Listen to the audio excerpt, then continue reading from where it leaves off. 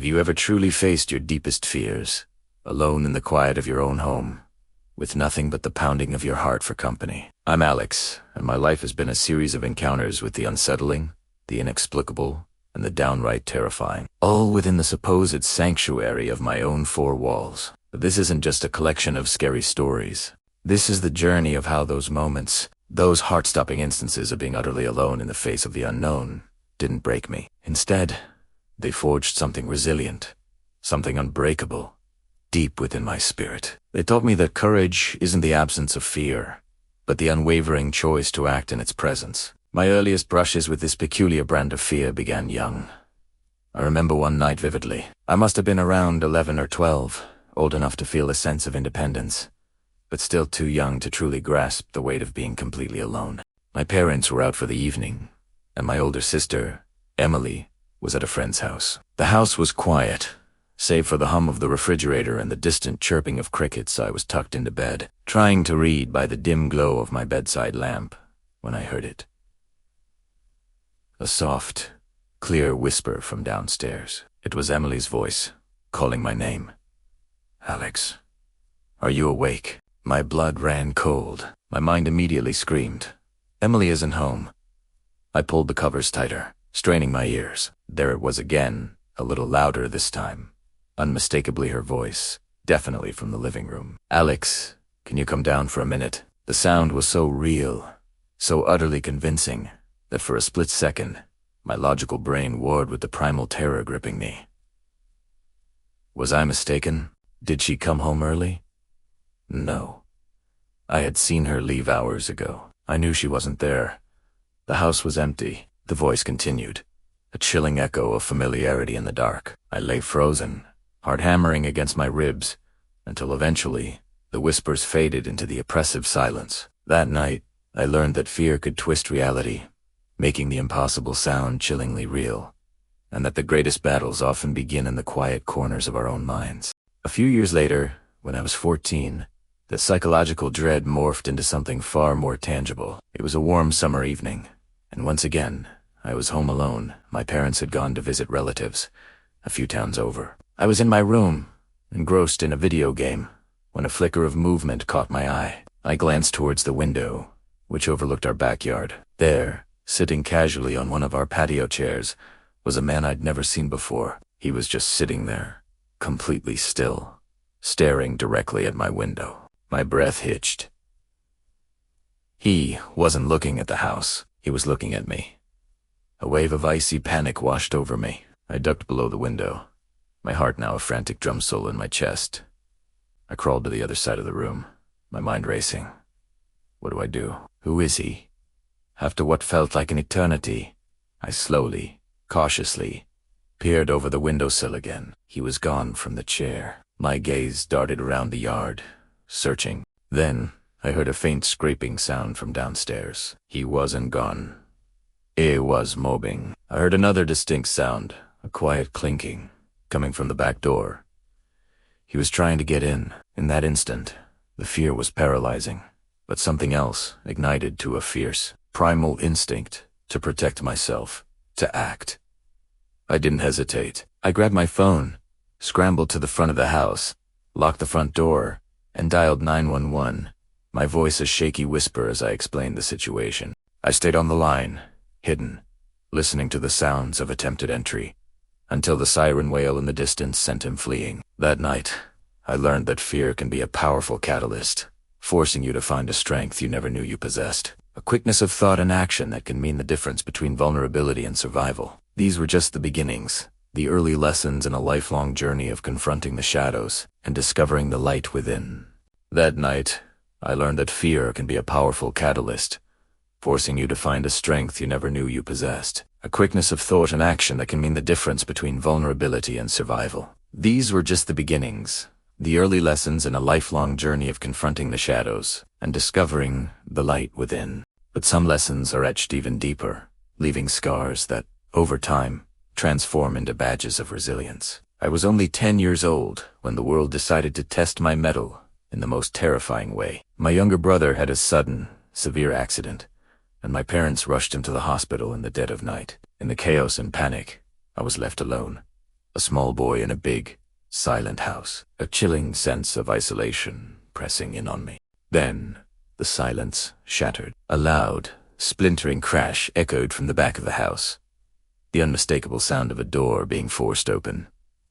My blood ran cold, my heart hammered. I scrambled, propelled by pure terror, and dove into the nearest hiding spot. The deep, dark recess of my bedroom closet. I pulled the bifold doors shut, pressing myself against the back wall, trying to disappear. I heard their voices then, hushed but distinct, moving through the house. Footsteps creaked on the stairs, growing louder, closer. My door creaked open. I squeezed my eyes shut, praying they wouldn't find me. Rummaging. Then footsteps moved closer to the closet. A grunt, a slight tug, and then the bifold doors. A grunt, a slight tug, and then the bifold doors burst open. My breath hitched, a silent scream trapped. I squeezed my eyes shut, pressing hard against the back wall. Time stretched. I heard a low chuckle, then a gruff, indifferent voice. Nothing but clothes in here. The doors swung shut, plunging me back into darkness. I stayed there, rigid with terror, listening to the muffled sounds of them ransacking the house. Every creak, every thud, every whispered word was a spike of ice. Eventually, the sounds faded. The front door slammed. Silence. A different kind of silence this time, heavy with violation. I didn't move for what felt like hours. Not until dawn painted the room. Slowly, cautiously, I pushed open the closet doors, emerging into a home that felt utterly alien, its sanctity shattered. My parents returned later. My brother, thankfully stable. Seeing the devastation, the broken window, overturned furniture. Their faces were a mixture of relief and despair. I tried to explain, but words caught in my throat. The trauma too fresh. That day, I learned a new, profound layer of resilience. It wasn't just about quick thinking, but enduring the aftermath, finding a way to piece yourself back together when security is torn apart. It taught me that courage isn't the absence of fear, but the refusal to let fear define your future. It taught me the quiet strength of survival, and the slow, steady process of healing. Years passed, but the echoes never truly faded. They morphed, shaping me, making me more attuned to the world. As a teenager, I often found solace in our home's quiet solitude. Yet sometimes, that solitude turned sinister. One late summer evening, air thick with pine and damp earth, I was engrossed in a book when a faint sound drifted from the dense woods bordering our property. It was a voice, distant and muffled, calling for help. My blood ran cold. I dismissed it at first, a trick of the wind, an animal. But then it came again, clearer, a desperate, drawn-out plea. "Hello. Can anyone hear me?" My heart pounded. Curiosity, mixed with dread, pulled me towards the window overlooking the backyard and tree line. The moon cast long shadows. I peered out, straining my eyes. Nothing. Just swaying branches, rustling leaves. Just as I was about to turn away, rationalizing it, a figure emerged from the woods. A man. He walked with unsettling slowness, his gaze fixed directly on my window. He stopped at the edge of our yard, 20 feet away, and simply stood there, staring, not at the house, but at me.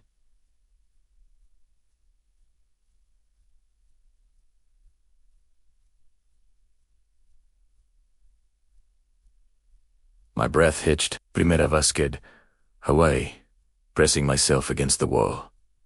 My mind racing. What did he want?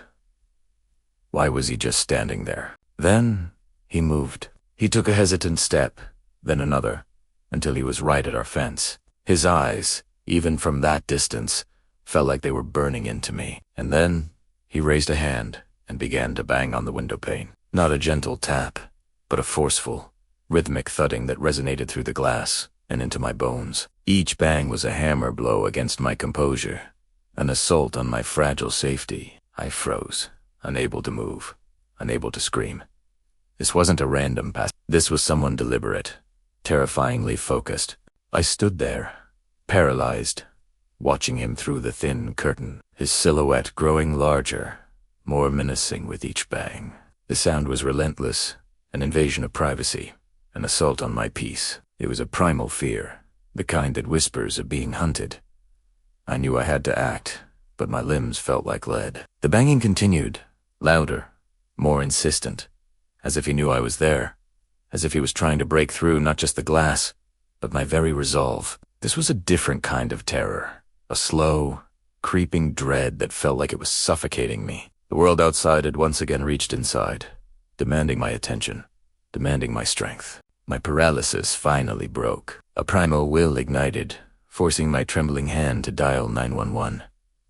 The dispatcher's calm voice was a fragile lifeline, an anchor in the storm of my panic. "Stay calm, sir. Are you safe?" As I spoke, my eyes darted back to the window. He was still there, still banging, but a faint siren wail, growing louder, pierced the night. The man paused, head cocked. Then, with a final, lingering glare, he turned and melted back into the shadows of the woods. Police arrived moments later, sweeping the perimeter, finding nothing but faint footprints. The officers were kind, reassuring, but the image of that man, the relentless thudding, was etched into my memory. It was a stark reminder. Even within my home sanctuary, I was vulnerable. The world outside could breach any wall. This experience left a deep scar, a constant awareness that safety was always conditional. Years passed. I grew older, moved away for college, built a life I hoped would be free from such intrusions. At 23, living in a quiet suburban house, I finally felt secure. I'd convinced myself those terrifying moments were anomalies, products of a younger mind. I was wrong. It was a bright, ordinary Tuesday afternoon. In the kitchen, a flicker of movement caught my eye. I glanced up towards my second-story window. For a split second, I saw a face. Not my reflection, not a shadow, a woman. Pale, dark hair, her eyes seemingly staring directly down at me. My blood ran cold. I lived alone. My house was locked. I blinked, rubbed my eyes, convinced it was a trick of light, but the image was too clear. I raced upstairs, heart pounding, checking every room. Nothing. Windows locked. House empty. I searched outside. Nothing. I tried to rationalize it, but a cold knot of dread settled in my stomach. That evening, the unease intensified. Every creak made me jump. Sleep wouldn't come. The air in my room felt heavy. Hours later, past 2 a.m., still tossing and turning, I heard it. A soft, almost imperceptible rustle coming from underneath my bed. My breath caught. I lay perfectly still, eyes wide in the darkness, listening. It came again. A faint shift, a barely audible breath. My mind screamed, "No, this can't be real." The terror was absolute peril. Slowly, painstakingly, I reached for my phone, hand trembling. I managed to dial 911, keeping my voice a whisper. "There's someone in my house, ... under my bed." As the dispatcher spoke, I heard a louder movement, a faint scraping. My body screamed to run, but I was frozen. Just then, Mr. Henderson, a neighbor, heard my muffled cries and started banging on my front door, yelling, "Is everything all right in there?" The sudden external interruption startled whoever was beneath me. A frantic scramble, a desperate attempt to escape. I heard the distinct sound of someone trying to crawl out. Adrenaline surged. I lunged off the bed, stumbling backwards, just as the figure emerged. It was the woman I'd seen at the window, her eyes wide with fear and something unhinged. She made a dash for the door, but Mr. Henderson had already called the police, who were now pulling up. Between his quick thinking, she was apprehended in the hallway. Relief washed over me, quickly followed by a profound sense of violation. She had been under my bed. This wasn't just a break-in.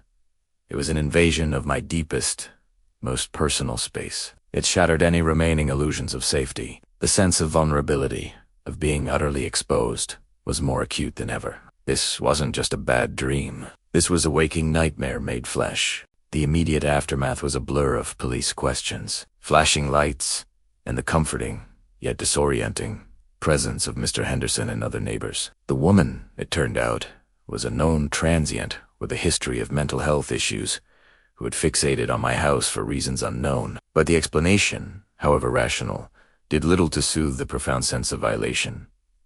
That night, the house felt utterly invaded. The idea that someone had been so close, so intimately invading my personal space, was a wound that went deeper than any physical injury. This wasn't just one isolated incident. It was the culmination of years of unsettling encounters, each one chipping away at my sense of security, each one a stark reminder of how fragile safety could be. From the phantom voice of my sister, to the man in the backyard, the terror of the closet, the chilling calls from the woods, and finally, a stranger emerging from beneath my bed. These experiences had woven a tapestry of fear throughout my formative years. They had taught me vigilance, yes, but also a deep-seated anxiety about being alone, about the unseen, the unexpected. But something shifted after that final, most invasive encounter. After the initial shock, a different emotion began to surface.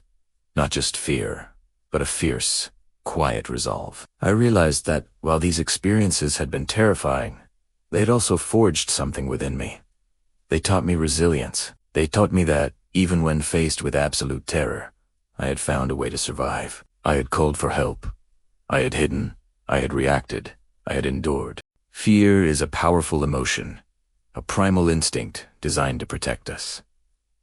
But it can also paralyze us, confine us. I learned that courage isn't the absence of fear, but the decision to act in spite of it. It's the whisper that tells you to dial 911 even when your hands are shaking too much to hold the phone. It's the instinct that pushes you to run, to hide, to protect yourself, even when your mind is screaming in panic. Life, in many ways, is like being home alone in the dark. There will be unexpected sounds, unsettling moments, challenges that make your heart race and your breath catch. There will be moments when you feel utterly vulnerable, exposed to forces beyond your control. But within you lies an incredible strength, a capacity to endure, to adapt, to overcome. These experiences, as terrifying as they were, became a strange kind of crucible. They stripped away any naive illusions of constant safety and forced me to confront the reality of a world that isn't always predictable or benign. But in doing so, they also revealed the incredible power of the human spirit to adapt, to find inner resources,